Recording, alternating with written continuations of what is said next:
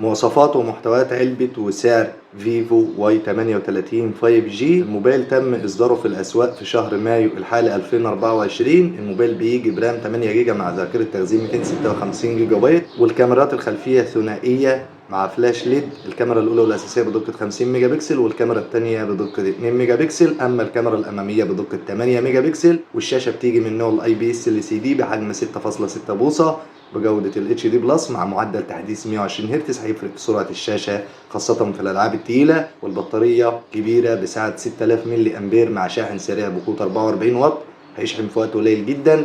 أما المعالج بيجي من شركة كوالكوم سناب دراجون 4 الجيل الثاني، ثمان النواه بدقة تصنيع 4 نانومتر. المايك هيكون موفر في الطاقة. أما محتويات علبة الفيفو واي 38 5G، بيكون موجود في العلبة الموبايل وكابل USB وراس الشاحن بقوة 44 واط، ودبوس معدني لاستخراج شريحة الاتصال، وجراب لحماية الموبايل. والموبايل عليه سكرينة من الشركة تم وضعها بشكل مسبق، ويكون موجود دليل البدء السريع أو كتيب التعليمات وشهادة الضمان. أما سعر الموبايل للنسخة الوحيدة رام 8 جيجا مع ذاكرة تخزين 256 جيجا بايت بحوالي 275 دولار أمريكي، يعني السعر بالمصري حوالي 13000 جنيه، وبالسعودي 999 ريال، وبالإمارات 989 درهم. أما سعر الموبايل في الكويت 81 دينار، وفي البحرين 106 دينار، والسعر في قطر 1025 ريال، وفي عمان 105 ريال عماني، والسعر في المغرب 2897 درهم. أما سعر الموبايل في ليبيا 1518 دينار، والسعر في السودان 13666 جنيه سوداني، والسعر في الجزائر 56943 دينار.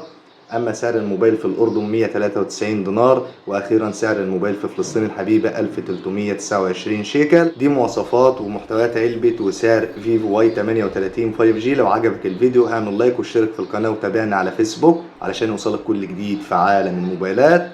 سلام.